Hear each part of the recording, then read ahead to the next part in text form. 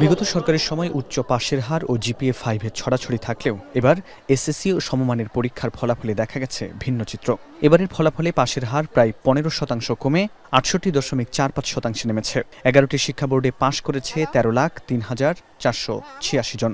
সবচেয়ে বেশি পাশের হার রাজশাহী শিক্ষা বোর্ডে 67.63%, সবচেয়ে কম বরিশালে 56.38%। গত বছরের তুলনায় এবার জিপিএ 5 কমেছে 43,000-এর বেশি। সবচেয়ে বেশি জিপিএ 5 ঢাকা বোর্ডে 37,068, সবচেয়ে কম বরিশালে 3,114। বিগত বছরগুলোর মতোই সব ক্যাটাগরিতেই এগিয়ে ছাত্রীরা। ছাত্রের চেয়ে তাদের পাশের হার বেশি 3.79% এবং জিপিএ 5 বেশি 8,200। গত বছর শূন্য পাস শিক্ষা প্রতিষ্ঠান 51টি থাকলেও এবার বেড়ে হয়েছে 134টি। একই সঙ্গে শতভাগ পাস শিক্ষা প্রতিষ্ঠানের সংখ্যা গত বছর প্রায় 3,000 হলেও এবার তা কমে এসেছে 1,000-এর নিচে। দুপুরে ঢাকা শিক্ষা বোর্ডে সংবাদ সম্মেলনে আন্তঃশিক্ষা বোর্ড জানায়, মূল্যায়নে কোনো প্রভাব না থাকায় এবার প্রকৃত পাশের হার পাওয়া গেছে।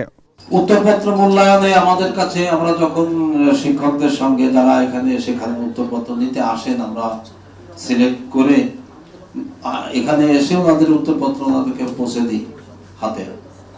তখন ওনাদের প্রশ্ন ছিল আমাদের কোনো নির্দেশনা আছে কিনা।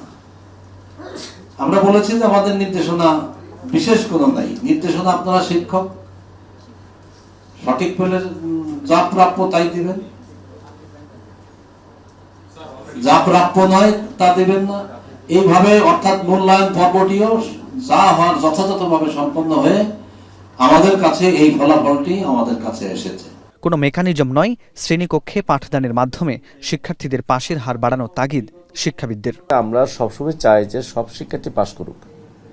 একটা সিস্টেমে কোনো শিক্ষার্থী ফেল করা মানে কি? ফেল করা মানে হলো তার সিস্টেমটার কোনো না কোনো ঘাটতি আছে। তাহলে আমরা আজকে যদি 32% যদি ফেল করে থাকে, তাহলে আমাদেরকে অ্যানালাইসিস করতে হবে যে কেন শিক্ষার্থীগুলো ফেল করছে। আমরা কিন্তু সবসময় চাবো যে সকল শিক্ষার্থী পাশ করুক।